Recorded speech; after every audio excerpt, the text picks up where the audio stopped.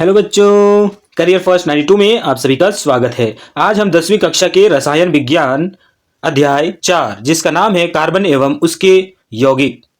इस अध्याय से आज हम 10 महत्वपूर्ण प्रश्नों को देखने वाले हैं और इससे पहले वाले एमसीक्यूज आप लोग नहीं देख पाए हैं तो प्लेलिस्ट में जाकर सभी एमसीक्यूज देख सकते हैं। तो चलिए आज का क्विज शुरू करते हैं। आज का पहला प्रश्न है, वैसे कार्बनिक यौगिक जिनमें कार्बन एवं हाइड्रोजन पाए जाते हैं कहलाते हैं। Option A sulphocarbon, option B nitrocarbon, option C hydrocarbon या फिर ऑप्शन डी ऑक्सोकार्बन। तो बच्चों इसका राइट आंसर आप लोग कमेंट सेक्शन में जरूर लिखें। उम्मीद है सभी लोगों को पता होगा इसका राइट आंसर। तो वैसे कार्बनिक यौगिक जिनमें कार्बन एवं हाइड्रोजन पाए जाते हैं, कार्बन एवं हाइड्रोजन पाए जाते हैं, हाइड्रोकार्बन कहलाते हैं। तो इसका राइट आंसर होगा ऑप्शन सी हाइड्रोकार्बन। चलिए नेक्स्ट प्रश्न की ओर आगे बढ़ते हैं। निम्न में से कार्बन की संयोजकता क्या है? Option A 2, option A 3, option C 4 या फिर ऑप्शन डी 5। इसका राइट आंसर होगा ऑप्शन सी, कार्बन की संयोजकता 4 होती है। तो बच्चों इसके लिए सबसे पहले हमें आना चाहिए कि कार्बन जिसकी संयोजकता जब हम इलेक्ट्रॉनिक कॉन्फ़िगरेशन लिखते हैं तो क्या होता है 2 और 4 होता है। इसका परमाणु संख्या कितना है कार्बन का? 6। तो इसका परमाणु संख्या 6 है। जब हम इलेक्ट्रॉनिक कॉन्फ़िगरेशन लिखते हैं तो 2 और 4 होता है और इसके बाह्यतम कक्ष में 4 इलेक्ट्रॉन होते हैं। बाह्यतम कक्ष में 4 इलेक्ट्रॉन होते हैं। पहले के कक्षा में 2 इलेक्ट्रॉन भरे होते हैं और बाकी एल कक्षा में इलेक्ट्रॉन भरे होते हैं, 4 इलेक्ट्रॉन होते हैं। तो कार्बन की संयोजकता 4 होती है। इलेक्ट्रॉनिक कॉन्फ़िगरेशन अगर हम लिखते हैं, कार्बन के परमाणु संख्या 6 होता है के और एल में। पहले 2 इलेक्ट्रॉन के कक्षा में जाती है और 4 इलेक्ट्रॉन एल कक्षा में जाती है। तो एल कक्षा में 4 इलेक्ट्रॉन है, इसलिए इसका संयोजकता कितना है? 4 है। तो बच्चों इसका राइट आंसर होगा ऑप्शन सी, कार्बन की संयोजकता 4 होती है। चलिए नेक्स्ट प्रश्न की ओर आगे बढ़ते हैं। निम्न में से किसे पैराफिन के नाम से जाना जाता है? Option A alkane, option B alkene या फिर ऑप्शन सी एल्काइन या फिर ऑप्शन डी इनमें से कोई नहीं। तो बच्चों सबसे पहले समझना होगा कि पैराफिन का मतलब क्या होता है। पैराफिन 2 शब्दों से बना हुआ है। पैरा जिसका मीनिंग होता है लिटिल, थोड़ा, और एफिनिटी से आया है जिसका मतलब होता है रिएक्टिविटी, क्रियाशीलता।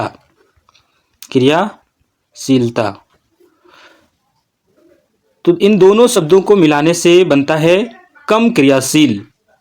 तो अब समझना है कि कम क्रियाशील कौन होता है। एल्केन, एल्कीन और एल्काइन में कार्बन कार्बन के बीच जब सिंगल बॉन्ड होता है तो उसे हम एल्केन कहते हैं और डबल बॉन्ड होता है उसे हम एल्कीन कहते हैं और अगर ट्रिपल बॉन्ड हो कार्बन कार्बन के बीच तो एल्काइन कहलाता है। यहाँ पे बात किया गया है लिटिल एफिनिटी, कम क्रियाशील। तो सबसे कम क्रियाशील होगा एल्केन जिसमें सिग्मा बॉन्ड होते हैं और इसमें सिग्मा बॉन्ड और पाई बॉन्ड दोनों मौजूद होते हैं। तो एल्केन में पाई बॉन्ड नहीं पाए जाते जिसके कारण ये क्या होता है, कम क्रियाशील होता है और एल्कीन अधिक क्रियाशील होता है। तो इसका राइट आंसर होगा ऑप्शन ए, पैराफिन के नाम से जाना जाता है। ऑप्शन ए इसका राइट आंसर होगा। नेक्स्ट प्रश्न है, संतृप्त हाइड्रोकार्बन एवं असंतृप्त हाइड्रोकार्बन में कौन अधिक क्रियाशील है?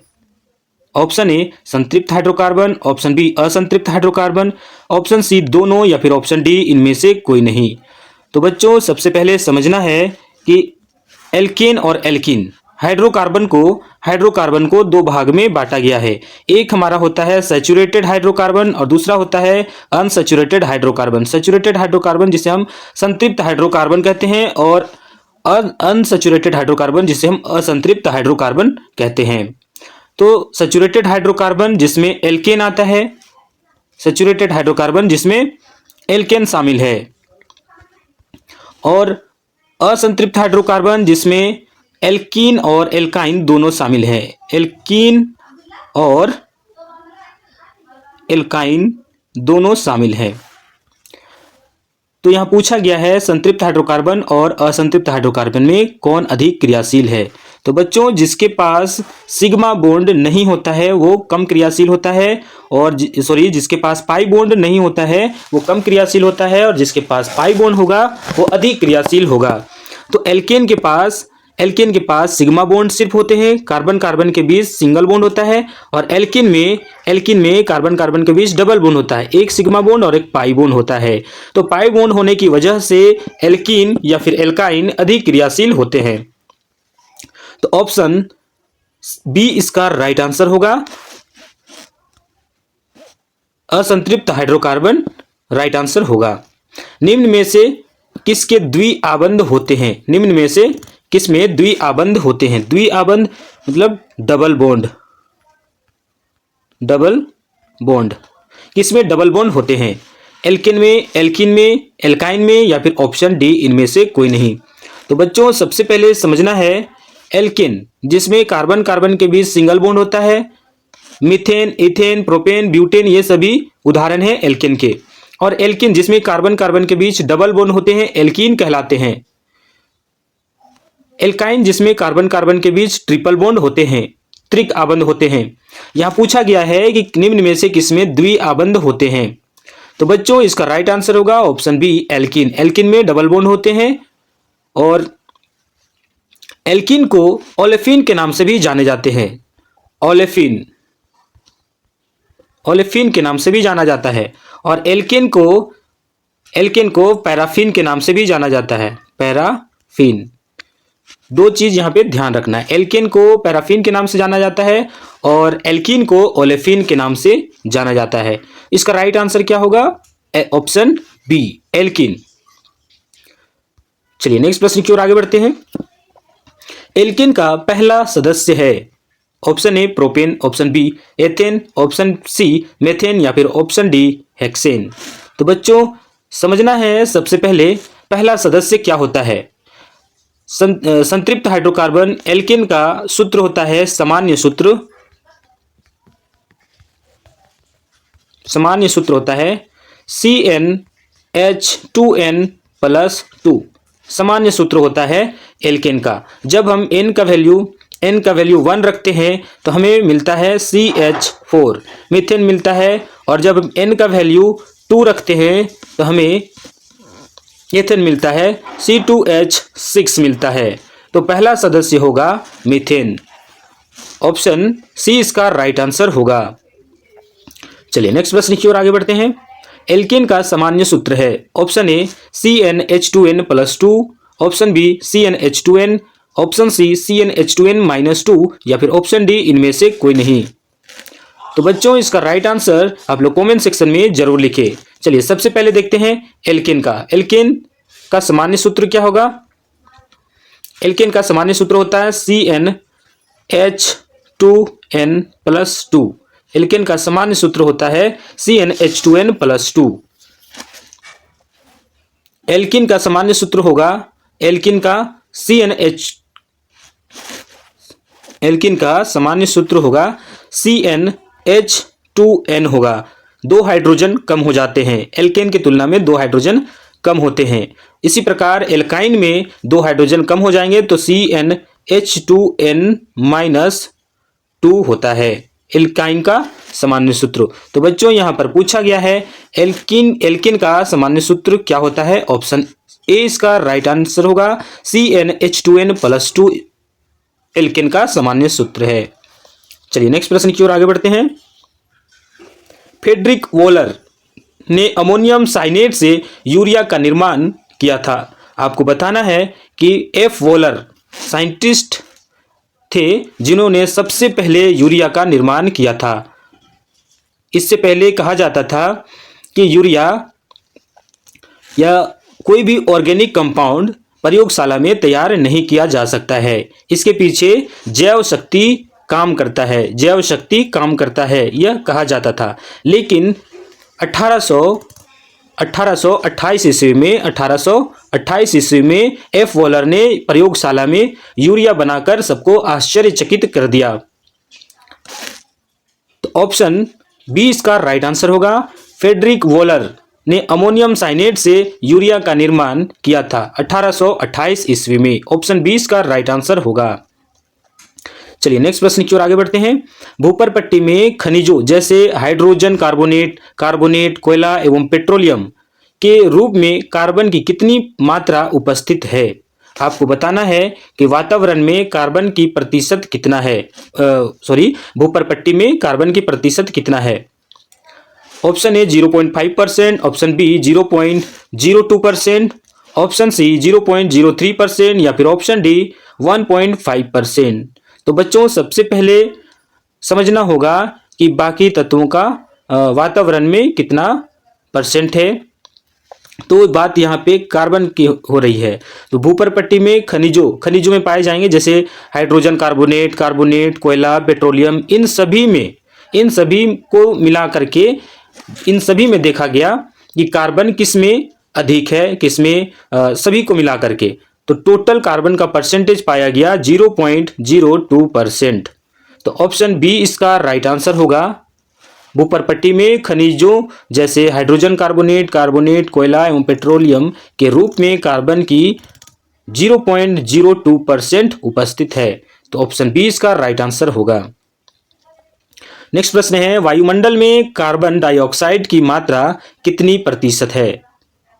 तो बच्चों सबसे पहले देखना है, जब हम इस प्रकार देखते हैं कि वातावरण में सबसे अधिक कौन सा गैस है? 78%। कौन सा गैस है? नाइट्रोजन गैस 78% है। और ऑक्सीजन 21% है, ऑक्सीजन O2। और बाकी का जो 1% बचता है उसमें अन्य गैसें हैं, उसमें शामिल है कार्बन डाइऑक्साइड भी। तो कार्बन डाइऑक्साइड, हीलियम, नियोन, ये सभी गैसें अन्य में शामिल है, 1% में ही शामिल है। सबसे अधिक मात्रा में है नाइट्रोजन और उसके बाद ऑक्सीजन प्रेजेंट है 21% और सिर्फ 1% में है अन्य गैसें। तो ऑप्शन सी इसका राइट आंसर होगा। वायुमंडल में कार्बन डाइऑक्साइड CO2 की मात्रा 0.03% है। ऑप्शन सी इसका राइट आंसर होगा। तो बच्चों आज का प्रश्न यहीं पर समाप्त होता है। हम अपने आंसर की ओर चलते हैं। वैसे कार्बनिक यौगिक जिनमें कार्बन एवं हाइड्रोजन पाए जाते हैं हाइड्रोकार्बन कहलाते हैं। बहुत सारे इसके उदाहरण हो सकते हैं। CH4 जिसमें मेथेन है, C2H6 एथेन है। इस प्रकार इसका जनरल फार्मूला जो होता है CnH2n+2 होता है। निम्न में से कार्बन का संयोजकता क्या है? ऑप्शन सी कार्बन का संयोजकता 4 होता है। जब हम इलेक्ट्रॉनिक कॉन्फ़िगरेशन लिखते हैं तो संयोजकता पता चलता है। किसी परमाणु के बाह्यतम कक्ष में उपस्थित इलेक्ट्रॉन को संयोजी इलेक्ट्रॉन कहते हैं और संयोजकता को भी हम इसी से पहचानते हैं। संयोजकता की परिभाषा कुछ अलग होती है। एक परमाणु का दूसरे परमाणु के साथ जुड़ने की क्षमता को संयोजकता कहते हैं और संयोजी इलेक्ट्रॉन ही इसके लिए रिस्पॉन्सिबल होता है। सिंपल वे में हम ऐसे समझ सकते हैं। निम्न में से किसे पैराफिन के नाम से जाना जाता है? एल्केन को पैराफिन के नाम से जाना जाता है। पैराफिन लिटिल एफिनिटी, कम रिएक्टिविटी, कम क्रियाशील होता है, जिसके कारण एल्केन को पैराफिन के नाम से जाना जाता है। पैरा का मतलब होता है कम और एफिनिटी जिसका मतलब होता है रिएक्टिविटी, क्रियाशीलता। तो कम क्रियाशीलता होने की वजह से इसका नाम इसे पैराफिन भी कहा जाता है। एल्केन इसका राइट आंसर होगा। संतृप्त हाइड्रोकार्बन एवं असंतृप्त हाइड्रोकार्बन में अधिक क्रियाशील होता है असंतृप्त हाइड्रोकार्बन। तो बच्चों इसमें भी ध्यान देना है कि जो एल्केन होता है जिसमें कार्बन कार्बन के बीच सिंगल बॉन्ड होता है वो सबसे कम क्रियाशील होता है। उसके बाद कार्बन कार्बन के बीच डबल बॉन्ड होते हैं, यानी एल्कीन अधिक क्रियाशील होगा, और एल्कीन से ज़्यादा क्रियाशील होगा एल्काइन, जिसमें कार्बन कार्बन के बीच ट्रिपल बॉन्ड होते हैं। तो सबसे कम क्रियाशील होगा एल्केन, उसके बाद है एल्कीन, और सबसे अधिक क्रियाशील होगा एल्काइन।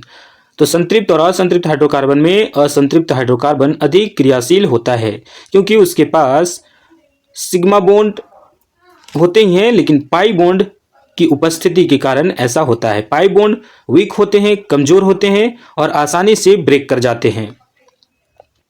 तो ऑप्शन बी इसका राइट आंसर है। निम्न में से किसमें द्विआबंध होता है? डबल बॉन्ड होते हैं। एल्केन में सिंगल बॉन्ड होते हैं, एल्कीन में डबल बॉन्ड, एल्काइन में ट्रिपल बॉन्ड। एल्कीन में क्या होगा? डबल बॉन्ड होते हैं। एल्केन का पहला सदस्य होता है मीथेन, जिसका सूत्र होगा CH4। मीथेन इसका पहला सदस्य है। एल्केन का सामान्य सूत्र होता है CnH2n+2। ऑप्शन ए इसका राइट आंसर होगा। फ्रेडरिक वोहलर अमोनियम साइनेट की मदद से यूरिया का निर्माण किया था 1828 ईस्वी में। भूपर्पट्टी में खनिजों जैसे हाइड्रोजन कार्बोनेट, कोयला एवं पेट्रोलियम के रूप में कार्बन की कितनी मात्रा उपस्थित है? तो 0.02% उपस्थित है कार्बन। भूपर्पट्टी पे कार्बन की मात्रा 0.02% है, और वायुमंडल में कार्बन डाइऑक्साइड की मात्रा 0.03% है। तो बच्चों, आज का क्विज यहीं पर समाप्त होता है। मिलते हैं नेक्स्ट क्विज में, तब तक के लिए पढ़ते रहिए। जय हिंद, जय झारखंड।